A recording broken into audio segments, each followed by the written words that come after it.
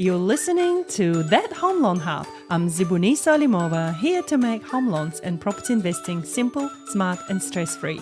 Let's get you closer to your property dreams. Hello and welcome back to That Home Loan Hub. Kunch is my sidekick today. Hello, Kunch. Good morning. Good morning. What are we talking about today? Well, it's actually afternoon already. Whoa, okay. Afternoon. Good afternoon. Afternoon, people. I thought we'll talk about a question that we had from one of our listeners. So the question is, what is better for first home buyers? Convenience, lifestyle, or common sense and practicality? Oof. We see a lot of, first home buyers, and we get ones that will just pick anything because it's within their budget and they want to get into the market. And then we see ones who are like a little bit fussier, like wanting that flash renovated bathroom and kitchen and things like that as their first home. So we've seen both sides. So we've seen the convenience, lifestyle, and then we've seen the common sense, practicality. What was your first home? What did you do? Mine was common sense and practicality, I think. So was mine. Yeah. It was what I could afford. Same. Like the bank gave me, I think we were pre-approved for 300K at the time. And I was like, okay, this is my budget, 300. That's not going to go anywhere these days now. No. But we found something for the four of us. We found an 80-meter square house, 2-bedroom, small living and kitchen, but we made it work. It was yours. It was ours, and we got it because, it was common sense within our price range, and it was practical for us. Yeah, I see your point. Okay, yep. So my one was the same. It was 69 square meters. Even smaller. It was 3-bedroom. Oh, really? I rented out 2 bedrooms. So you had borders. I had borders, real ones. Yeah, real borders. And that helped us to get on the ladder. Yeah. That helped us to get with our minimum budget that we had. And I wanted a brand new house. Oh, who doesn't? I did too. But that wasn't going to happen. No, my brand new house only happened was the house number 4. Oh, okay, yeah. So what about you? House number 2. See, you went from that to new. Yeah. Versus we went from that house. I had my firstborn there. It's his birthday today. Yeah, happy birthday, Akmal. I was just reminiscing about it yesterday that, about that house and how did we make it fit. I had to get rid of one of the flatmates. One remained. And because my mom came and stayed with us for a little bit to help out, I think for the first 3 weeks. And she's here now. She's back here now. And she's back here. And that house was really small and little, but it's what we could afford. And then from there, we went to a slightly bigger house around the corner. And then from there, we moved cities from Palmy to Paraparaumu. And that house was much newer and more expensive. But I always wanted to build. I wanted a new house. And that's when we built in Waikanai. So house number 4 was the one we built. And often I remind us to our clients that, look, everybody wants to have a flash house. Everyone wants to have a lot of land or that lifestyle. Or live by the beach and have the view. You've got a section now with the view. You can have picnics there. But, it's stages and ages in life. Don't try to run before you walk or crawl. Yeah. So sometimes you have to take those little steps to get to where you want to be. Correct. Yeah. And, now I live in this house and it's much bigger than my first house. Yeah. And I look back and I'm like, wow. But if I didn't buy that first house, I would not be sitting in this house right now. Same. Absolutely. I'm in the same mindset as well. Like had I actually went for the lifestyle of having the bigger house, the flashier house as my first home, I would not have been able to achieve the home I have now. Yeah. Yeah, because we would have maxed ourselves out and our loans repayments would have been, too high for what our income was at the time, sort of thing. And the financial pressures often are the cause of families falling apart.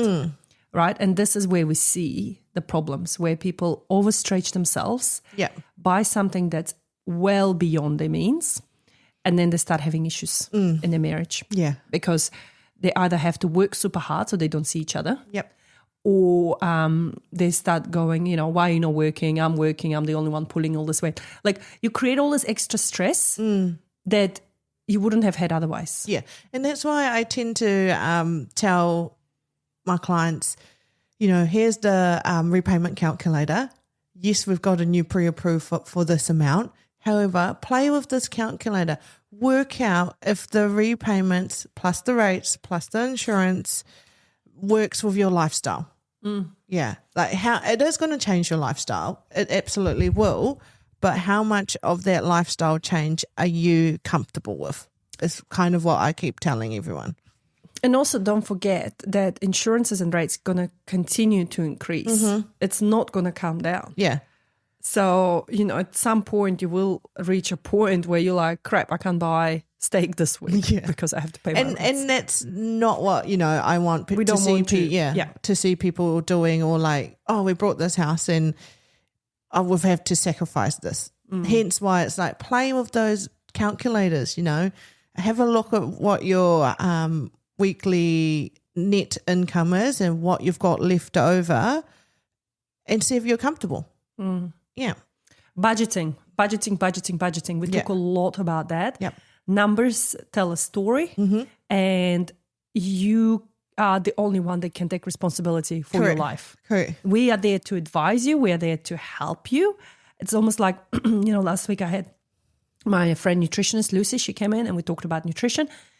As a nutritionist, she can suggest what you need to be eating, but if you're not eating it, you're not doing it. Yeah. It's like, you're meant to do it, but you're not. Yeah. You don't, or you're like, oh. Until something happens to your life that scares you. Yeah. And then you go, oh my God, I have to take charge. So same with numbers, same with money. You should know how much money you're bringing in each week and you should know how much money is coming out. Yeah. Hence why got to be practical when you select that first home. I mean, of course, if you went somewhere where it's super cheap. I saw an article on the weekend, a place somewhere between Dunedin and some other town, I completely forgot. You can buy a house under 400K. And and I've actually been in that area. Oh, yeah. At my last trip in Dunedin in August. It's much smaller than Otaki. Yeah. Close-knit community, it's got few amenities, not that far away from the main city of Dunedin. Yeah. And, you can buy something under 400. So, unless you're willing to make sacrifices in your beginning of the journey, you're not going to get to that big picture of what you want to achieve. So you have to start small sometimes. Yeah. And get to that bigger, have a bigger plan in mind. Always have a bigger plan. Always have that goal, the bigger goal. Yeah. But this is like the for now goal, right? You've got that foot in the door, you're in that market now, and then you go, okay, well, we'll hang tight for a couple of years. Unless some people do want to just purchase their first home and stay in it forever. So I guess that's where that whole lifestyle option would come into play. Yeah. Again, stages and ages, sometimes we have clients that have gone overseas right after uni, traveled a lot, earned lots of money, have good deposit, come back, and they just want to buy a house to settle in. They want to buy a house where they're going to raise their family. They don't want to move. They love their friends and relatives around them. So they know this is a forever home. Yeah. Then, of course.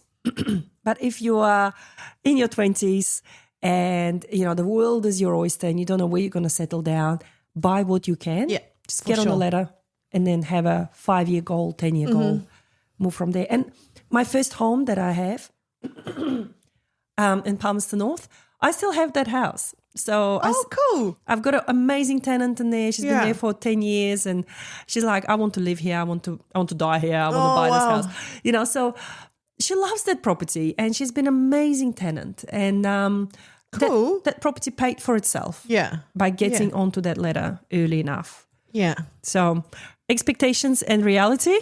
Yep. And what was it practicality? Practicality, common sense and practicality. Yeah, common sense. Awesome. And if you want us to crunch your numbers, feel free to get in touch with us. We're here to help you and we're here to make you understand and see what you need to know to get ahead on the ladder. Thank you guys for listening. See you next time. Thanks. Bye. And that's a wrap on that Home Loan Hub. Don't forget to hit subscribe and join me next time for more property tips and tricks. Your next smart move starts here.